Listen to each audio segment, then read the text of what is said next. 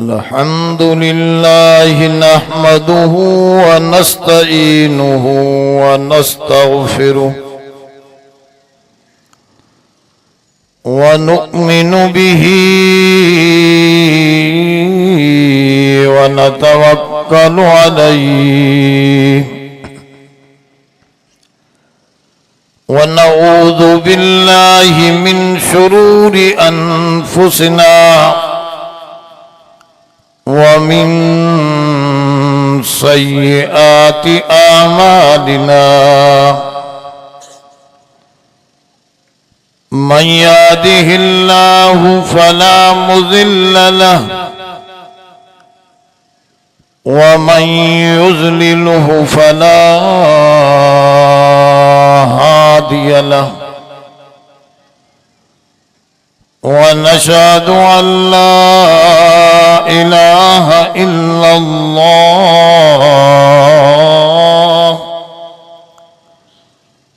वहदहु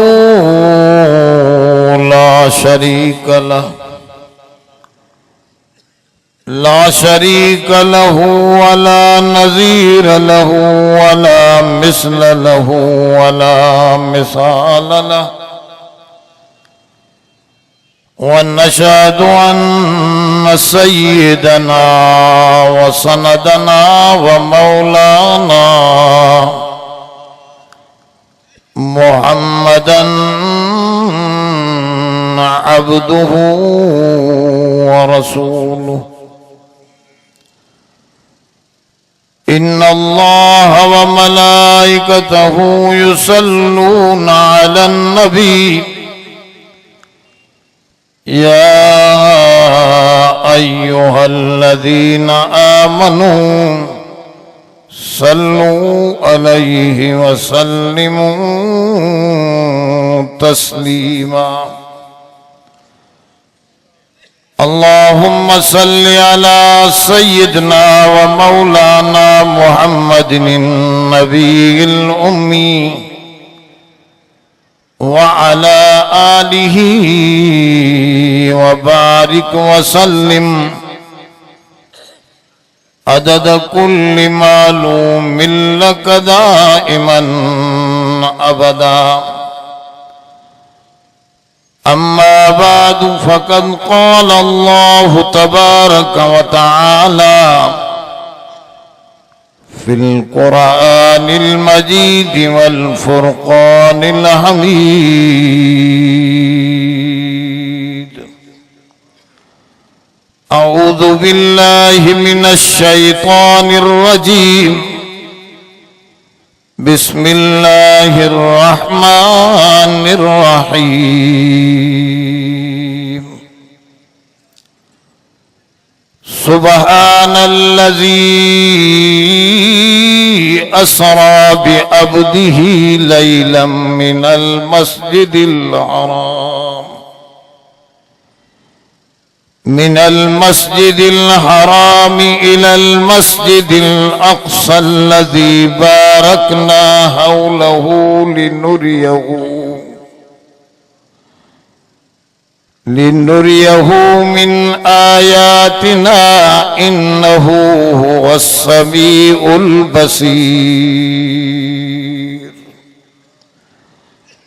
सदक़ल्लाहुल अलीयुल अज़ीम। खुदा की अज़मतें क्या हैं मोहम्मद मुस्तफ़ा जाने, मकामे मुस्तफ़ा क्या है मोहम्मद का खुदा जाने। कहा जिब्रील ने सिदरा तलक मेरी रसाई थी, कितनी मंज़िलें आगे खुदा जाने नबी जाने, कितनी मंज़िलें आगे नबी जाने खुदा जाने। सदा करना मेरे बस्ता सदा कर दी, वो क्या देंगे मैं क्या लूंगा, सखी जाने गदा जाने। उनते बुलंदियों थ्यूं खत्म बलगल उला बिकमालिही। जै खोलिया सब गम अलम कशफत दुजा बिजमालिही। सीरत सूरत में उत्तम हसनत जमी ओ खिसालिही। आमा महबूबे मनम सल्लू अलैहि व आलिही, सल्लू अलैहि व आलिही। दरूद शरीफ बुलंद। या रब्बि सल्लि व सल्लिम दाइमन अबदा अला हबीबिका खैरिल खल्क़ि कुल्लिहिम।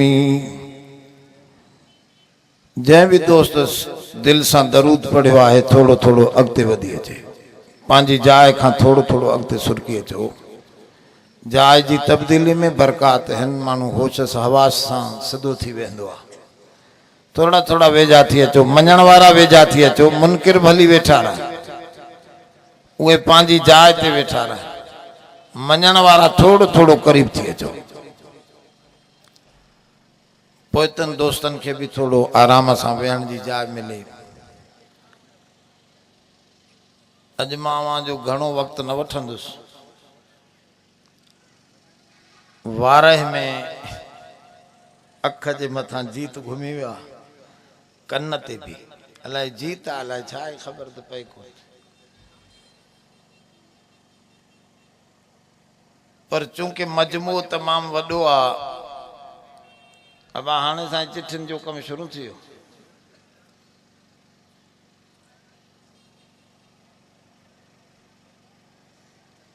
मजमू तमाम घणो आहे, सालियानो ही जलसो इंतहाई पंहिंजे पुररौनक अंदाज में पंहिंजे मक़ासिद ॾे वधी रहियो आहे। इन में कुछ हिस्से ॻणाइण जे लाइ मेराज जो महीनो आहे, पर मां मेराज जो किस्सो कोन ॿुधाईंदुसि। मां किस्सा ए सिकंदर दारा न ख़्वांद एम, अज़मा बजुज़ हदीस यारा न पुरसी। अल्लाह वारे चयो त असां किस्सा घटि उन पंहिंजे महबूब जी ॻाल्हि ॿुधाइण चाहियूं था। इन किताब के कुछ समझण चाहियूं था। कुरान शरीफ जी ॻाल्हि कुछ दिमाग में विहारण जी कोशिश कयूं था। इन करे मां जेका आयत तिलावत कई आहे, जेतोणीकि इहा असरा सां ताल्लुक़ रखे थी, ज़मीनी सैर सां, पर इन में ॿ लफ़्ज़ आहिनि, हिकु सुबहान, ॿियो अब्दिही। अॼु जी हिन महफ़िल में इन ॿिनि लफ़्ज़नि जे मथां कुछ ॻाल्हियूं अवां जे साम्हूं अर्ज़ रखंदुसि। बाक़ी कुरान शरीफ तमाम वॾी शइ आहे, जंहिंखे जेतिरो खोलींदा वञो वेंदो खुलंदो। हैदर करार अली उल मुर्तज़ा फरमायो, ला यनकज़ी अजाइबुहु, कुरान जा अजाइबात न खुटंदा। ऐं ही अल्लाह जो किताब आहे। तव्हांखे पक्का त ही अल्लाह जो किताब आहे? कहिड़े कंहिंखे पक्का आहे? भला कीअं समझो त ही तव्हां अल्लाह जो किताब आहे? ॿुधो ॿुधो थवे न, अबे ॾाॾे खां असां सोचींदा न आहियूं मसलो इहो वॾो आहे। हालांकि कुरान दावत ॾिनी आहे, अफला यतदब्बरून अल कुरान। कुरान तो फरमाए छो नथा कुरान में सोचो। अब इन में सोचो, ये कुरान खुद दावत तो दे तो मुझे अंदर सोचो। सहाबा जी सिफत बुधाई वही है, लम यखिरू अलैहा सुम्मन व उम्याना। रब से फरमाओ सहाबा किराम एडा अजीम इंसान आहिनि जेके अंधा बोड़ा थी हिन कुरान ते नथा किरन, बल्कि सोचे समझी हिन जी हर गाल के तोरे तके खयूं बीठा आहिनि। हर गाल सोच सा असां कीअं समझूं। हिकिड़े अंग्रेज प्रोफेसर मुसलमान थियो आहे। ॾिसो नवा मुस्लिम कीअं सोचनि था, असां पुराणा मुस्लिम कीअं सुम्ही पिया आहियूं। नओ मुसलमान थियो आहे, वॾो प्रोफेसर आहे, सऊदी अरब में हज ते आयो ऐं हुन ते इंटरव्यू ॾिनई, अरबी अख़बारनि में आयो। हुन खां पुछूं तव्हां कीअं सम्झो त हे अल्लाह जो किताब आहे? जे चार ॻाल्हियूं मां हिन में ॾिठियूं, जे मूंखे ॿुधायो त वाकई ही अल्लाह जो किताब आहे, माण्हूअ जो कलाम न आहे। कहिड़ियूं? हिकिड़ी ॻाल्हि इहा चई मां ॾिठी त हिन अजीब किताब आहे जो हिन जे मुंड में अलिफ लाम मीम, अलिफ लाम रा, काफ हा या ऐन स्वाद, हामीम ऐन सीन काफ, यासीन ताहा। ये अड़ा अल्फाज उचार आहिनि जेके हिन किताब में मिलन था, बाकी किताबन में नथा मिलन। इतां समझी वियुमि त हे माण्हुनि जे किताबनि वांगुरु न आहे, हिन जो शान निरालो आहे। हिन जो शान आम किताबनि खां निरालो आहे। हिकु ॻाल्हि। ॿिए नंबर में जंहिं भी किताब लिखियो उन जे मुंड में लिखियई अदा ग़लती ॾिसो त मूंखे ॿुधाइजो या दुरुस्त कजो या मूंखे माफ़ रखजो। दुनिया जे जंहिं भी माण्हू किताब लिखियो त ईअं लिखियई त अदा मूं में ग़लती हूंदी, माफ़ कजो या दुरुस्त कजो या मूंखे ॿुधाइजो। पर हिन किताब जे शुरूआत में इहे लफ़्ज़ मूंखे मिलिया, ज़ालिकल किताब ला रैब फी। हे अहिड़ो किताब आहे जंहिंमें शक जी गुंजाइश न आहे। या दावा माण्हू करे नथो सघे, इहो उहो थो करे सघे जेको ग़लतीअ खां पाक आहे, जंहिंजी ज़ात पाक आहे। समझो था? थोड़ो मां इहो मुक़दमो थो ॿुधायां, अॻिते मूंखे पंहिंजो बहस करणो। टियों नंबर शइ मां इहा ॾिठी हिन में, अजीब शइ इहा ॾिठमि त हिन किताब जे सुफ़े सुफ़े ते काथे समीउम बसीर, काथे अलीमुन खबीर, काथे गफूरुर रहीम अल्लाह जा इस्म पे मिलिया। हर आयत जे पोइतों को न को रब जो नालो पियो मिले। समझम त हे किताब आहे जेको रब सां गंढियल आहे। चौथी शइ मां इहा ॾिठी, दुनिया जा माण्हू जबलन सां ॻाल्हाए नथा सघनि, ज़मीन सां ॻाल्हाए नथा सघनि, आसमान सां ॻाल्हाए। अब ट्रंप केॾो भी ताक़तवर सदर हुजे पर बाहि सां ॻाल्हाईंदो, ज़मीन सां ॻाल्हाईंदो, आसमान सां ॻाल्हाईंदो। हो समय वियो त मां कुझु ॻाल्हि सम्झायां। माण्हूअ जे बस जी ॻाल्हि न आहे। जेकॾहिं को माण्हू ज़मीन सां ॻाल्हाईंदो त हुनखे माण्हू चरियो चवंदा, सियाणो। हिन में मूंखे अहिड़ा लफ़्ज़ भी मिलिया, नूह अलैहिस्सलाम जे तूफान जे वक़्त में रब ज़मीन खे थो चवे, या अर्ज़ुब लई माकी व या समाउ अकली। ऐ आसमान ज़मीन, ऐ आसमान पाणीअ खे छिके छॾ, खुश्क करे छॾ। ऐ ज़मीन पाणी ॻीहे वञ। जमीन के गाल्हाइण वारी ज़ात जमीन जी खालिकी थी सके थी पई ये लफ्ज बुधाइन पिया त मानूअ जा लफ्ज ना आहिनि ही रब्बे जुल जलाल जा लफ्ज आहिनि। अब तवज्जो कयो इन में इहो लिखियल आहे दाऊद अलैहिस्सलाम जे लाइ जॾहिं ज़बूर पढ़ंदो हो तॾहिं रब साईं फरमायो या जिबालो अव्विबी माहू ऐ जबलो तवां भी दाऊद सां सुर मिलायो। ऐ जबलो जबलन सां थो ॻाल्हाए समझम त जबलन जो खालिकी जबलन सां ॻाल्हाए थो सघे माण्हू ऐं जिन जो पावर ना है जो जबल सां ॻाल्हाए। अब समझो था इब्राहिम अलैहिस्सलाम के जॾहिं बाहि में पिया विझनि तॾहिं बाहि सां थो ॻाल्हाए या नारु कूनी बरदं व सलामा अला इब्राहिम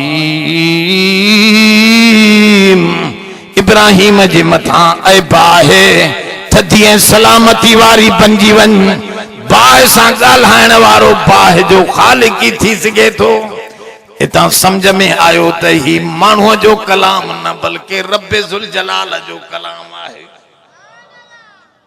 हिन जे हिक हिक लफ्ज़ में रोशनी ए नूर आहे। अल्लाह भी नूर त नबी भी नूर।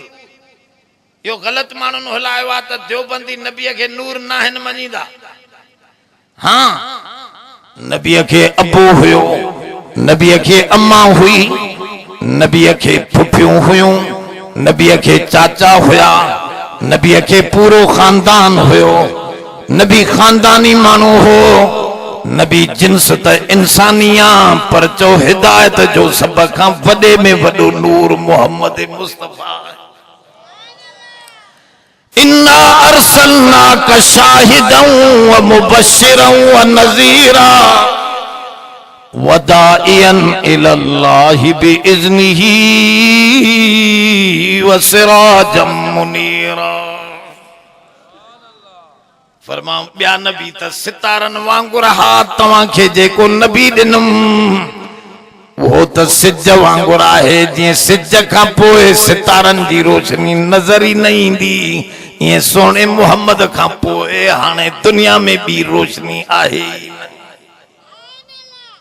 हुजूर भी रोशनी है ए कुरान भी वतबउ नूरल्लज़ी उनज़िल मअहू।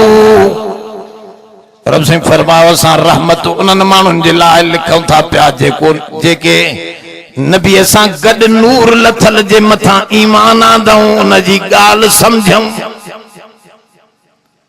त क़ुरान खे भी नूर थो चवे। समझो था इन जे हिक हिक अखर में नूर आहे ही रोशनी आहे। इन करे दोस्तों अॼु मां जेके अल्फाज पढ़िया आहिनि उहा तस्बीह आहे ऐं तस्बीह इस्लाम जो रूहानी नुक्तो आहे। युसब्बिहु लिल्लाहि मा फिस समावाति व मा फिल अर्ज़। रब तो फरमाए जमीन में जो कुछ आए मुझी तस्बीह थी पड़े जो कुछ आसमानन में आए मुझी तस्बीह थी पड़े। वरी तो फरमाए सब्बह लिल्लाहि मा फिस समावाति व मा फिल अर्ज़। कदे मुज़ारे में कदे माज़ी में कदे अमर में तो तस्बीह बुधाए इम मिन शैइन इल्ला युसब्बिहु बिहम्दिही वलाकिन ला तफ़क़हून तस्बीहहुम। रब तो फरमाए कायनात जो सरो सरो नंढड़े एटम खां वठी वॾनि कहकशाउनि ताईं गैलेक्सीज़ ताईं दुनिया जी हर शइ मां रब जी तस्बीह पढ़ी रही आहे। कुल्लुन कद अलिम सलातहू व तस्बीहहू। चए तो पियो हर शइ रब जी नमाज भी पढ़े थी त तस्बीह भी पढ़े थी। सजी कायनात का भी शइ अहिड़ी न आहे तस्बीह अहिड़ी शइ आहे जेका नमाज जे हर अंग में तव्हांखे पढ़ाई।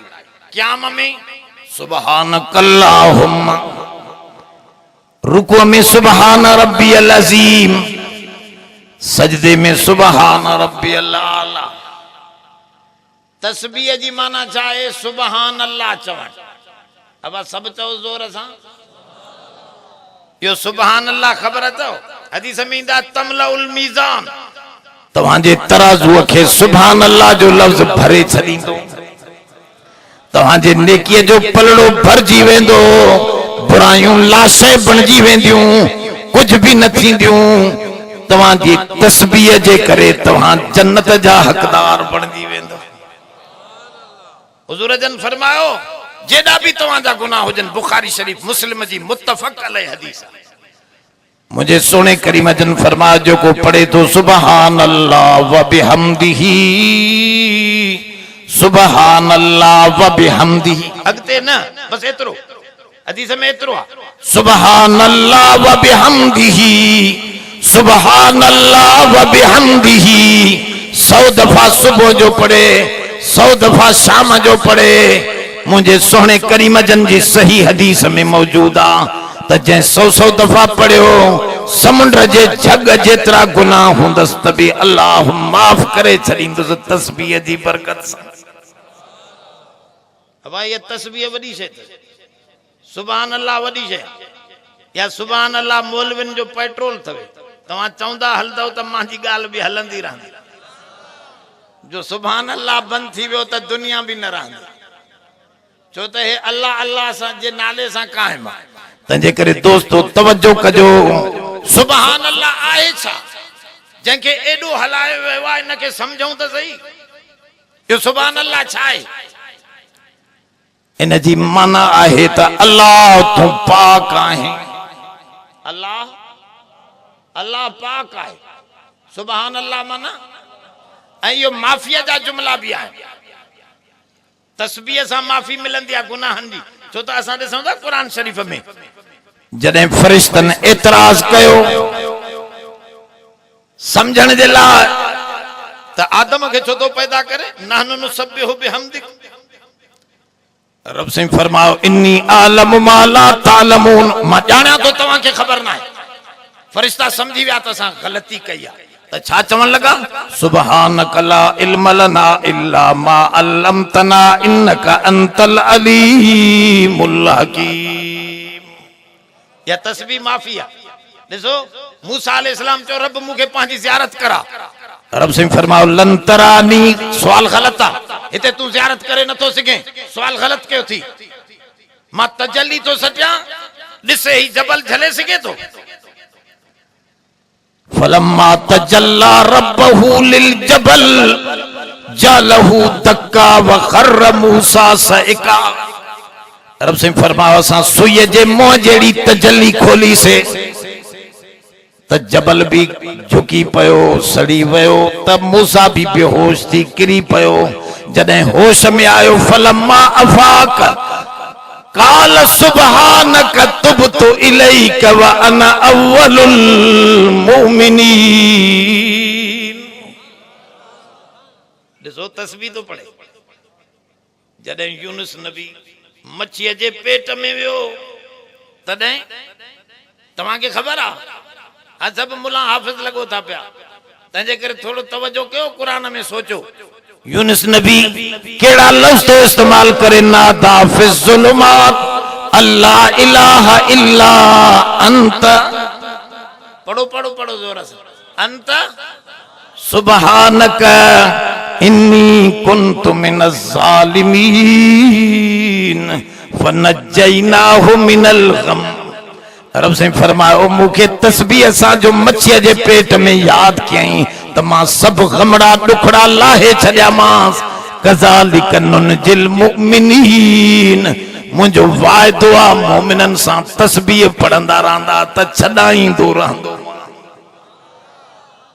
अब ये तमाम वडी शय, तमाम वडी शय तवज्जो ना है मानू जो तस्बीह तमाम तस्बीह आए छा त अल्लाह तू पाक आ, छा खां पाक आ? 4 शयूं समझो, गणियो 4। सुबहानहु फी ज़ातिही, सुबहानहु फी सिफातिही, सुबहानहू फी अफ़आलिही सुबहानहू फी अस्माइही। अब ये चार शयूं समझो थोड़े तवज्जो से। तो अल्लाह तू ज़ात में पाक आ, तो जेड़ो ॿियो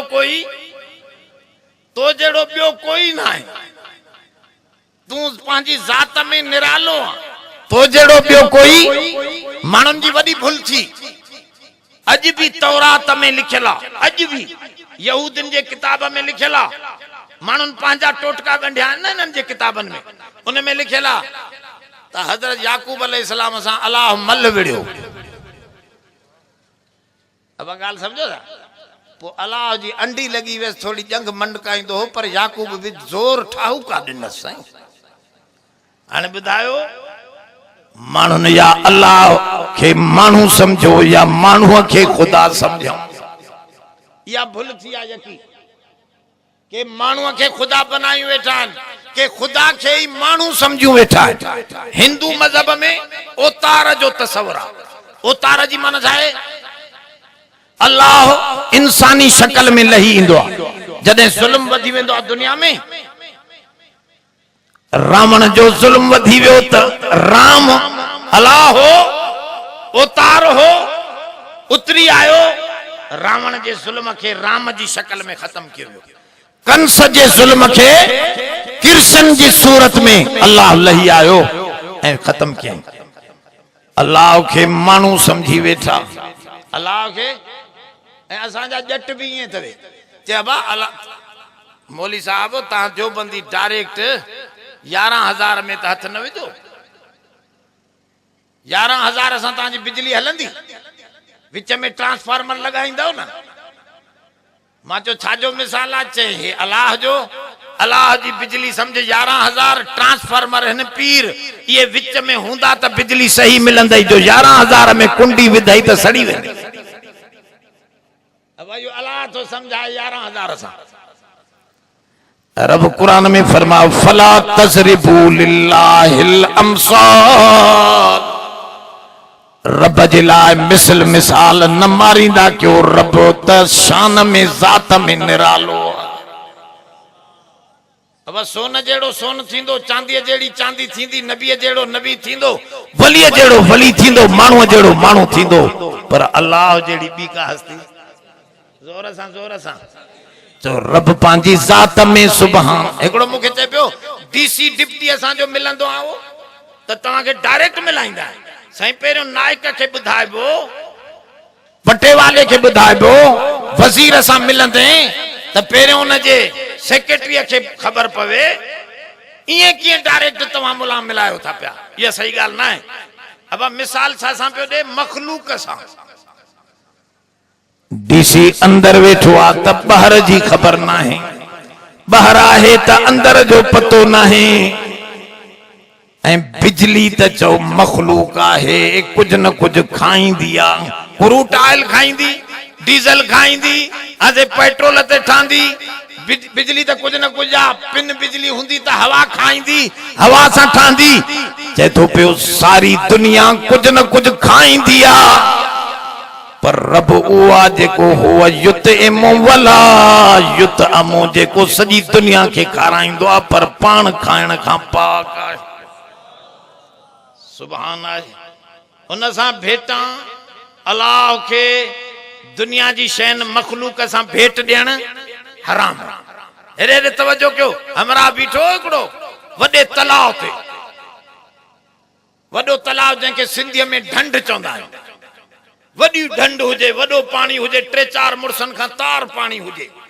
जीअं तव्हांजो ही कहिड़ो वाह आहे रोड़ी केनार, इन खां बि मथे वॾो ढंढ वॾी हुई, दरिया जी ढंढा थींदियूं। हमरा खे ॻोठ ॾे वञणो, विच में ढंढ हुई। चए अदा मां होॾो फिरी वञा त वॾो वकड़ थींदो 5-8 मैल। धनार बीठो, उनखे चए हितां विचों टपी वञा, पाणी नंढड़ो आहे वॾो आहे? ढंढ जो पाणी नंढड़ो आहे वॾो आहे? तो उन धनार चयो अदा हे गिरठ जेतिरो पाणी आहे, वॾो त कोन्हे, हलियो वञ सिधो। अब हे वीचारो अणतारियो जो घिरियो त मुड़स खां छा 5-8 मुड़सनि खां तार हो, हे जो घिरियो अंदर त गोता खाधई। थाफड़ा हणी हणी ॿाहिरि निकितो। धनार खे वते मां त तोसां को ॾोह न कयो मुंहिंजे अबन ॾाॾनि को तोसां दुश्मनी कई छा जो चंद्रा मांखे हेड़े पाणीअ में विधुई चई त हेतिरो पाणी आहे गिरठ जेतिरो चे अदा धनार चूत छा पियो चवे चे अदा खुदा जो कसम अगाड़े मां ॾिठो हेतिरियूं बदका हुयूं हेतिरियूं जंघा हुयनि ईअं साईं मथो मथो हलियूं वयूं अब हाणे बदका ऐं माण्हू साॻी ॻाल्हि आहे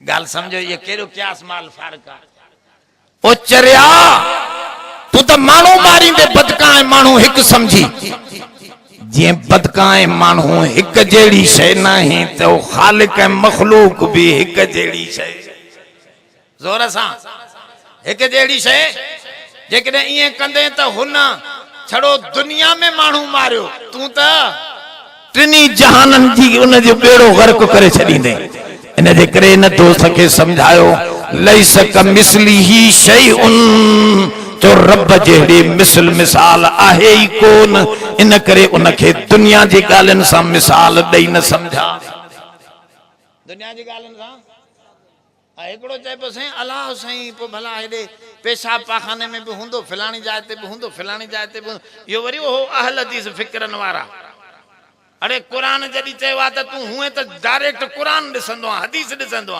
वरी इन जाय ते अची गोलमोल थी वयो कुरान चवे तो पियो हुवा माकुम ऐन मा कुंतुम वो तवा सा रब गदा है जाथे भी ता हुजो ब हुंदा हो त ट्रियो रब हुंदो आ ट्रे हुंदा हो त चौथो रब हुंदो आ कुरान में लिखियो पियो इज़ा सअलक इबादी अन्नी फइन्नी करीब मां गदा यहां पर चो उन जो गड हुजन भी बेमिसल बेमिसाल है वो मिसालन सा न वटकाइबो बेमिसल बेमिसाल अंदाज में वो सुभान है तो सुबहानहू फी ज़ातिही सुबहानहू फी सिफातिही रब पांजे सिफतन में भी चो सुभान है ए अजकल दुनिया में जो वडो फितनो अचे थो वो आहे सूफी इज़म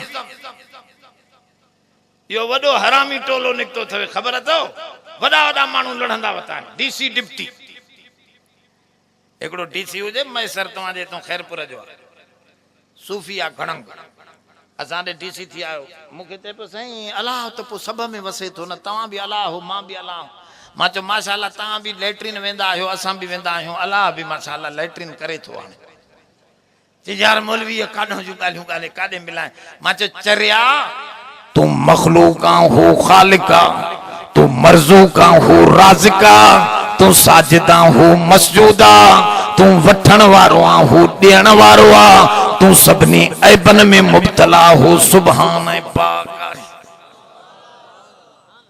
असा में इंसानी ऐब हैं अल्लाह इंसानी मखलूकी ऐबन खां ओ सादा ये सूफी इज़म अची वियो थे बाबा खबर हुजे असा जे पासे गेड़ू पटके वाला इनन बस मजहब असा जो इश्क आ एकड़ो पे पड़े कोने वांद वजूद खे की नीतिया आउ नमाज जैसे मां के वांद वजूद खे कोने इश्क खां नमाज काडो नीतिया तो बिलावल फकीर बैठो असा जो उते चरियाण उन जंग खां वतो चे फलाणो फलाणो फलाणो ट्रिन पुटन जा नाला खेचे ये पुट तव्हां जा चे हा बाबा ये मुंजा जैसे एडे वांद मिली थवे बाकी नमाज जी वांद कोने तो अब दिसो जटन जो मामलो ए सूफी अजीब शय अजीब एकड़ो मुके चे पियो वो भी मुख्तियार कारो मुके चे पियो ये वडी एकड़ी साजिश हले थी मुके खबर आ 10 साल पुरानी मुके खबर आ सऊदी अरब में उलमा जी मीटिंग थी उते वो असा खबर पई त अमेरिका हाने साजिश या सोचे रहो आ त सूफी इज़म के हवा दियो वडन वडन मानन में सूफी इज़म विझो ए गरीब नंढा नंढा वडन जे उए कढ हुंदा आन वडा वया न पो हे भी ओडे भजंदा गाल समझो यो वडी एकड़ी साजिश हले थी मुके चे पे मौलाना अल्लाह से कुरान में छा चेवा वजअल्नाहु समीअम बसीरा असा इंसान के समी भी बनायो आ बुधंदड़ भी बनायो आ बसीर दिसंदड़ भी बनायो आ अल्लाह भी पांजे ला यही सिफतूं इस्तेमाल कयूं इन्नहु हुवा समीउल बसीर। जेका अज आयत पढ़ी से उनमें भी आखिर में तो बेशक वो अल्लाह बुधंदड़ भी आहे। जोर सां त चए थो तव्हां इंसाननि खे बि चए थो तव्हां भी समी ऐं बसीर आहियो। वजअल्नाहु समीअम बसीरा, मां भी समी ऐं बसीर आहियां। त अल्लाह माण्हू हिकु आहे न बाबा, असां भी समी बसीर हो। मां चयो सूओ हणी अख कढी वठां पोइ ॾिसंदे, चे न पोइ त न थींदो कम। मां चयो कन में सूओ हणी पर्दो फाड़े वठां पोइ ॿुधंदे, चे न।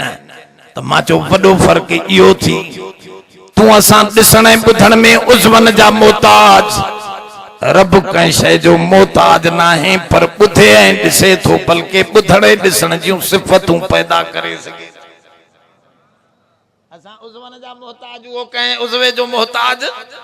ज़ोर सां, वो कंहिं उज़वे जो मोहताज।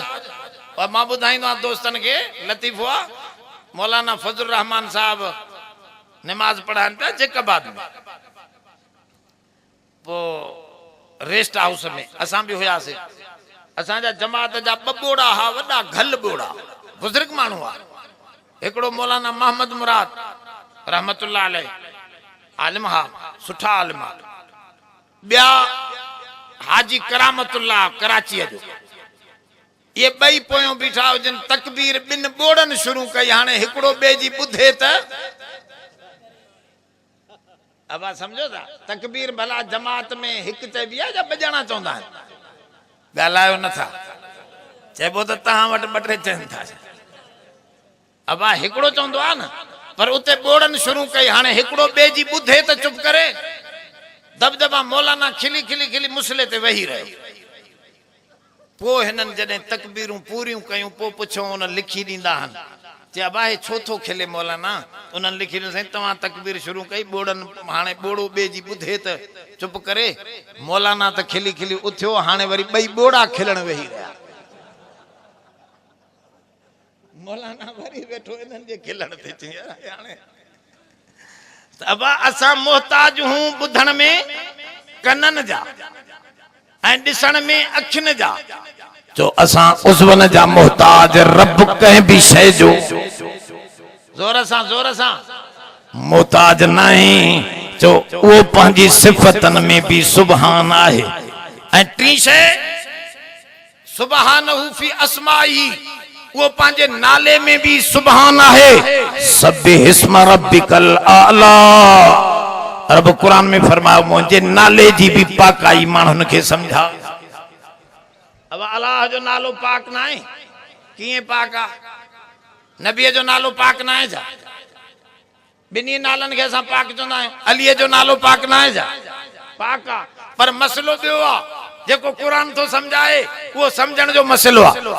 चए थो पियो नबी मखलूक आ, इन जे करे तूं नबीअ जो नालो मोहम्मद पंहिंजे पुट ते रखी सघे थो। अब रखंदा हो न नबीअ जो नालो, मोहम्मद नालो कोन रखंदा। असांजो उस्ताद गुलाम कादिर साहब तव्हांजे ठेड़ीअ में यकी उमिर गुज़ारे शेर पढ़ंदो हिकिड़ो, कोई मोहम्मद ज़ानी, कोई मोहम्मद चोर, उम्मत को छॾावण वाला वो मोहम्मद और। चए तो नालो त ॿिए जो भी थी सघे थो। अब नालो त मेमण जो थी सघे थो, नालो लांगाह जो थी सघे थो, नालो फुलपोटे जो थी सघे थो। मोहम्मद उम्मतीअ जो नालो मोहम्मद नथो थी सघे? नालो त थी सघे थो। अली भी नालो तू रखी सघे थो, हुसैन नालो भी रखी सघे थो, हजरत कलंदर शाहबाग जो नालो उस्मान भी रखी सघे थो, भिटाईअ जो नालो अब्दुल लतीफ भी तू पंहिंजे पुट ते रखी सघे थो। चए थो ये मखलूक हिन, अली वली नबी पीर पैगंबर मखलूक हिन, इन जा नाला तू रखी सघे थो पियो। पर हल तजिद लहू, बीजा ते कुरान शरीफ में फरमाए, मुंहिंजो नालो मां अल्लाह जो नालो तू काथे न ॾिठो हूंदो जो कंहिं माण्हूअ ते रखियल हुजे। अब अल्लाह जो नालो रखियल आहे कंहिं माण्हूअ ते, बल्कि कुरान जी चैलेंज आहे। केॾो बि ॾाढो मुड़ुस थी अचे, अल्लाह जो नालो नथो रखी सघे। अज तक कह न रखियो के मानू पांजो नालो अल्लाह रखियो हुजे चे तो पियो ईअं न थींदो इहो आहे रब जे इस्म जी पाकाई रब कुरान शरीफ में फरमायो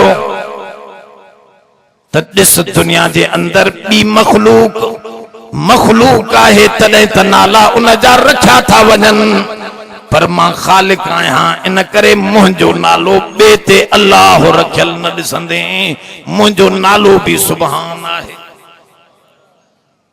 हे टे सुभान चौथो सुभानहू फी अफ़आलिही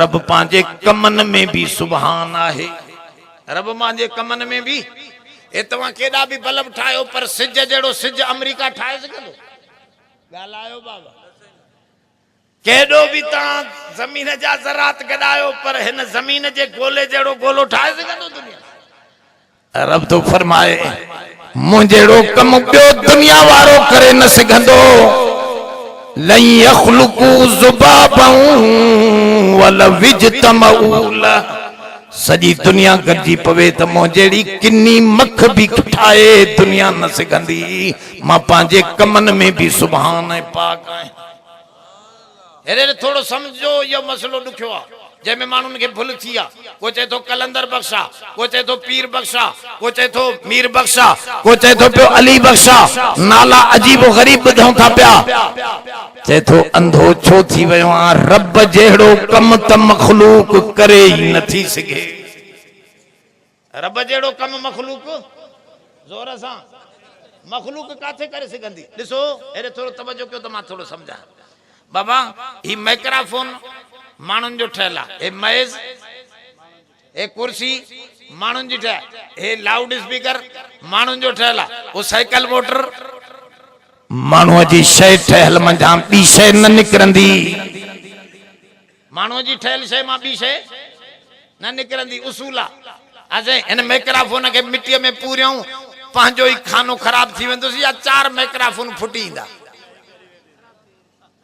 अब तव्हांजी मोबाइल खे मिटीअ में पूरियूं 2-3 मोबाइलूं निकिरी ईंदियूं न चए तो मसलो इहो साफ़ थी रब साईं तो फरमाए मां कणक जो दाणो ठाहियो दाणे मां दाणा निकिरंदा जुअर जो दाणो ठाहियो दाणे मां दाणा निकिरंदा तुंहिंजे कारखाने मां सामान निकिरंदो पर कारखाने मां पाण जहिड़ो कारखानो न निकिरंदो ॻाल्हि सम्झो था रब तो फरमाए मां दाणे मां दाणा थो ठाहियां मां बकरी ठाही बकरीअ मां बकरियूं निकिरंदियूं मां आदम ठाहियो आदम मां आदमी निकिरंदा वेंदा ख़लक़ू का ख़ल्क़िही फतशाबहल ख़ल्क़ु अलैहिम मुंहिंजो ठाहिण त कंहिंखे ई न आयो जो तूं ॻाल्हि छो विचड़ाए रखी आहे मुंहिंजो ठाहिण हलंदड़ आहे तो जो ठाहिण जामिद आहे बिहजी वेंदो मुंहिंजे दाणे मां दाणा निकिरंदा ई निकिरंदा वेंदा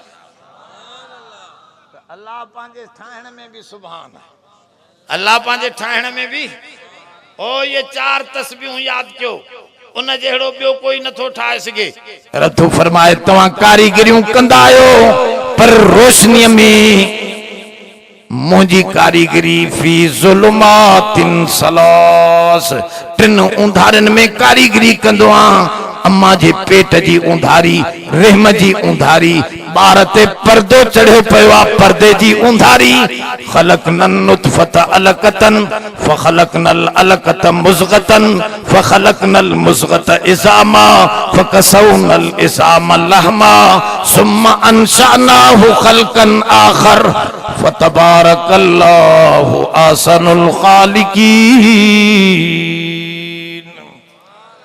रब साईं फरमाओ अंधो थी न ॾिस मुंहिंजी कारीगरी जो शान निरालो आहे तो जो पंहिंजो तंहिंजे करे मां सुभान आहियां पंहिंजे कमनि में हाणे पंहिंजी तस्बीह ॿुधाए पोइ थो ॿुधाए अबदियत बानप अब तवजो आहे जहांगीर जे ज़माने में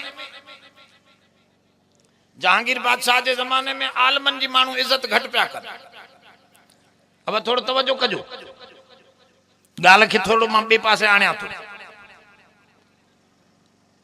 पोइ वज़ीरनि खे ॾिठई त ही भेणा वॾा वॾा बेहतरीन पट जा कपड़ा पातियूं ठठ सां घुमन था आलम विचारड़ा ये जुतियूं चटखाईंदा वता चैनन वजीरन के थोरो सबक सिखारिया जहांगीर एकड़ो लीको कढियो जमीन ते हथ जेतिरो अब हे तो को चरड़ियो थो लगे अचे थो वरी उथे थो आए भी वरी पहिरियों वरी घिरे भी अंदर पियो हाणे वरी निकतो बने थो पियो पाखानो आयो थी था यो इनके इन करे क्या थो जे ॿिया न उथन बाबा थोड़ो तवज्जो करे वियो होश में वियो जहांगीर हेठे वजीरन के घुराए जमीन ते लीको कढियो हथ जेतिरो हथ थींदो 1.5 फुट घणो 1.5 फुट लीको कढियई वजीरन के चई मां जो लीको ड्रायो ना पर नंढो करे ॾेखारे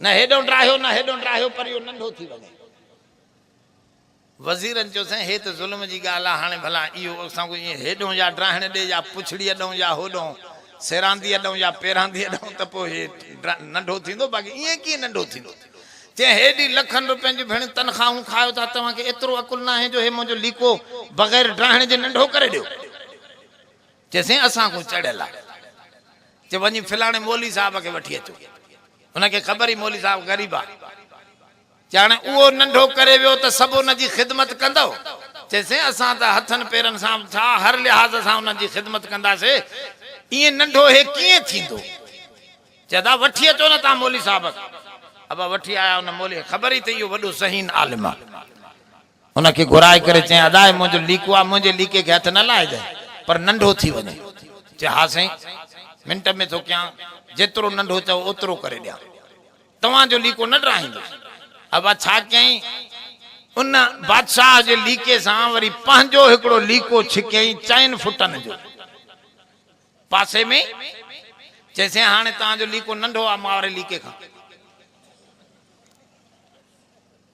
अन्या नंढो क्या चे हा अन्या भी नंढो कर चे मां पंजो लीको वधाईंदो वेंदुस तो जो लीको अन्या जोर सा गालायो बाबा जेके समझो था वो समझो बाकी जेके सादा हन उनके पाटड़ो भत जो भी मिलंदो सवाब भी मिलंदो जेके समझण वाला बेचान वो समझन त हे पांजो लीको पे वधाईंदो वने पासे में तो हो लीको अन्या नंढड़ो नजर पे अचे हे 10 फुट थी वो लीको तो हो अन्या चारड़ो जे सही अन्या चो तो मां नंढो क्या मां पांजो वधाईंदो वेंदुस तवा जो नंढो नजर इंदो यो मसलो समझो जेके रब जी तस्बीह रब जी अजमत वडाई रब जी नजर इंदी वो पान के सफा नंढड़ो समझदो तवा के खबर आ सजी कायनात जी मखलूक में मुझो सोहणो मोहम्मद सजी कायनात में वडो पर पान करीम जन रब जो दीदार जो करे आया मेराज ते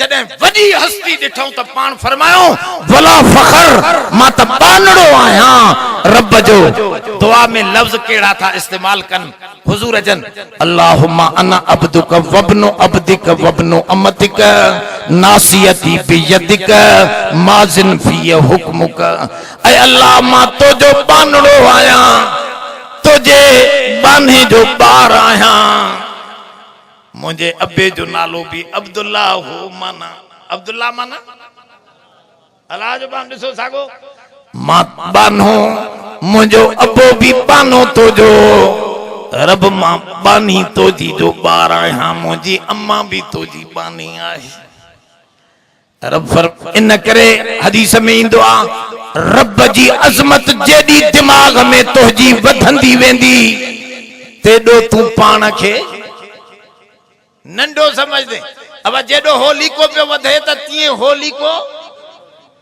हो समय आयो वाला है ना ओ यो मसलो समझाण चाहत त हिते सुभान चई रब पांजी अजमत देखारी त मोजा कम भी निराला सजी दुनिया वडा वडा जहाज वडा राकेट उड़ारे मरीख ते मुश्तरियत पहुंचे पर रब तो फरमाए मां एडो वडो आ जो मोहम्मद के बगैर इनन शैन जे अर्श खां भी मथे घुमाए आयो है उन जी वडाई बुधाए पो नबी जी अबदियत बुधाए नबी जी अबदियत सुबहान अल्लज़ी असरा तवज्जो आए सुबहान अल्लज़ी असरा बि अब्दिही अब सुबहान अल्लज़ी असरा बि सय्यदिही ना है सुबहान अल्लज़ी असरा बि हबीबिही ना है सुबहान अल्लज़ी असरा बि रसूलिही ना है सुबहान अल्लज़ी असरा बि अब्दिही हुजूर के अल्लाह से फरमायो ऐ नबी तू बादशाह नबी थींदे या फकीर नबी बानो नबी हुजूर के चॉइस दी चॉइस चूंड तो तू चूंड पांजे ला जेका शे पसंद करे वो चूंड के मां नबी बादशाह बनाया जे सुलेमान नबी दाऊद नबी के बाना नबी थी रहा के बादशाह नबी थी रहा सोना तू केड़ो नबी थींदे त मुझे सोने करीम जन फरमायो रब बादशाही त तोजे लायक आहे अल्लाहुम्मा ला ओसी सनान अलई तोजी त तारीफ मां खुटाए नथो सघां तू बादशाह तू आकमुल हाकिमीन तू शहंशाह आज़म आहे मां त तोजो पानो नबी थी रहण चाहियां थो रब से फरमायो तू चूंड भली कया हेठाइया वारी वाट खैया मां रब जो उसूल आ जेको हेठ वेंदो आ उनखे मथे खणंदो आ जेको हेठ वेंदो आ कणक जो दाणो हेठ सटींदो त मथे निकरंदो अब आहे न पर जडे मथे सीट जी बींदो त हाने लाबारो विझोस हाने छा विझोस छड़ो लाबारो न बल्कि गाहे करे पीहे बाह ते लेटायो वडाई जी सजा बाहया हेठ वेंदो मन तवाज़ा लिल्लाहि रफ़अहुल्लाह जेको अल्लाह खातिर हेठ थींदो रब उनखे मथे खणंदो सोना तू पान के बानो नबी बनाए रखण चाहे थो त ॿियनि नबियनि खे फर्श ते मेराज तोखे अर्श ते मेराज अब ये अबदियत जो मकाम बानब जो मकाम बानो जेतरो हेठ थींदो तेतरो ओ यो मसलो तो समझाए वने न आयत जे अंदर त दिसो मुजी तस्बीह पढ़ो मुजी वडाई ज़हन में अचे त तू पाण के नंढो समझ दे एडो नबी भी ओकड़ू वेही मानी पियो खाए सोनो करीम जन हदीस में इंदो ओकड़ू वेही मानी पियो खाए त कहीं जंगली दिसी करे जो ओहो हो साईं हे किए तो हुजूर जन फरमाओ अना अब्दुन आकुलु कमा याकुलुल अब्द मां बानो आया बानन वांगुर थो खाया तू छो थो परेशान थे मां बानो आया मां फकीर आया रब जे दर जो बानो बनजी आयो आ बानब सिखारण आयो आ त दुनिया भी बानी बनजी रहे अब समझो था ओ या है अबदियत उलमा लिखियो आ अबदियत जा टे मकाम यो मां तां कदे समझाईंदुसि तमाम वडा एक इबाद आहे बियो अब्द आहे टियों अबीद आहे इन में वडो फर्क आहे आबिद जी माना जेको अल्लाह के इबादत करे राजी करे उनखे चइबो आबिद मुख्तसर थोरो समझाया टाइम मुझे पूरो थी वियो बाबा बियो आलम सगोरो अची वने गाल समझो आबिद जेको अल्लाह के राजी करे इबादत करे अब्द चइबो आ जेको रब जी रजा ते राजी रहे जेको रब जी आबिद जी माना जेको अल्लाह के राजी करण जी कोशिश करे अब्द जी माना आहे त रब जी तोखे वणे मां तोजे सभनी गालन ते राजी आहे दुख में रखे त मां तोजो बानो सुख में रखे तो जो बानो सोने करीम जन चयो मक्के में रखे तो जी मर्जी मदीने में रखे तो जी मर्जी चाचन खां बिगाड़े छड़े रिश्तेदार छड़े दींदुस पर तोखे न छड़ींदुस सारा जहां नाराज हो परवाह न चाहिए मद्दे नजर मर्जी जाना न चाहिए चे तो उन हिकड़े के राजी कंदुस इन जो नालो अब्दा इन जो नालो अञा अब्द ऐं अब्दी ही में वॾी फर्क आहे यो वरी वॾी राज जूं ॻाल्हियूं अब्दी ही छाहे अब्द छाहे इकबाल भी चयो अब्द चीज़े दीगरस अब्दी ही चीज़े दीगरस चे तो अब्द बी शया अब्द ही बी शया वॾो फ़र्क़ु आहे पर अब्द जी माना जेको रब जी रज़ा ते असां हिकिड़े दोस्त खे चऊं पिया नमाज़ पढ़ चे मूंखे न लॻी चयो नवरोज़ी साईं छॿो वठी आयुसि उहो खणी विया मुंहिंजी निमाज़ ते जॾहिं बि ईंदो आहे जुती गुम मां निमाज़ साईं कोन पढ़ी मां चयो तोज़े यक ज़ख्मे गुरेज़ानी जे इश्क तो न में दानी बजुज़ नामी जे इश्क इश्क में तूं हिकड़े धक में भॼे थो हिते त अहिड़ा आशिक खपनि जेके सिर ॾेई बि चवनि त रब तो जो दर न छॾींदासीं हिते त बिलाल जहिड़ा खपनि त तल ज़मीन ते सुम्ही बि अहद जा नारा बुलंद कनि हिते त बीबी सुमैया जहिड़ियूं खपनि जो बद थी वयूं पर रब जो नालो न छॾियऊं अब इनखे चइबो आहे बानू बानी या बानी आहे जेका रब जी रज़ा ते राज़ी आहे जेका परेशान आहे या अञा बानी न बनी आहे नमाज़ पढ़ी अल्लाह जी इबादत करे थी ॿिया आहिनि अबीद अबीद जी माना छा आहे अबीद जी माना मुसीबत अचेसि न पोइ क़ुरान ॻोल्हींदो वज़ीफ़ा ॻोल्हींदो बाक़ी जो मुसीबत न आहे त पोइ संखे चवां होटलनि जा खाधा खाईंदो घर जी ॻाल्हि वणंदसि ई कोन अब सम्झो था हलाए न ए यो जॾहिं चयुसि डॉक्टरनि त बाबा कैंसर तोखे लॻी वियो आहे हाणे मुश्किल थी बचणु आख़िरी हद ते पहुची वियो आहे स्टेज बस ग़लति ख़तम थी वई पोइ चवंदो अदा मोला मौलवीअ खे सॾु त कयो को ख़तमा त कढायो हाणे वीचारे इहो अबीद आहे अब्दुल कहार आहे रब जे कहर जो बानो आहे रब जे जबर जो बानो आहे इहो बानब सम्झो ई न आहे ॾाढ करेसि थो त पोइ मञे थो हालांकि बानो उहो आहे जो ख़ुशीअ में बि मञे त ग़मीअ में बि अब समझो था लाइन बस मसलो एतिरो आहे बाना बणिजी रहो रब जा बाना बणिजी रहो शैतान जा बाना न थियो वला तत ला ताबुद शैतान इन्नहु लकुम अदुव्वुम मुबीन शैतान जी ताबेदारी न कयो छो त तव्हांजो पधरो दुश्मन आहे उन जा बाना न थियो बाना रब जा बणिजी रहो अब समझो अलाए न कंहिंजा बाना एकड़ा नफ्स जा बाना एकड़ा शैतान जा बाना थोड़ो तवज्जो कयो एकड़ा नफ्स जा बाना एकड़ा शैतान जा बाना एकड़ा मीर जा बाना एकड़ा पैसन जा बाना हदीस में अब्दुद दराहिम अब्दुद दीनार एकड़ा दीनार ऐं दिरहमन जा बाना आहिनि चो अल्लाह जो बानो हुयो त मुहम्मदुर रसूलुल्लाह हुयो सोहणो करी वजन अल्लाह जो बानो तंहिंजे करे अल्लाह जी बानब सेखारण त इन मेराज मां असांखे सबक अबदियत जो मिले थो त जेडी भी बुलंदी तोखे मिले तभी तू पंहिंजे रब जे अॻियां बानो बणिजी रहो इन जो बुलंदीअ में तुंहिंजा वाइशर फिरी वञनि शराब ऐं कबाब ते लही अचे न न न खबरदार जल पाण खे तू बानो आहे ॼाण तोखे पकड़े ॼाण तुंहिंजी ज़िंदगीअ जो एंड अचण वारो आहे त दुआ कयो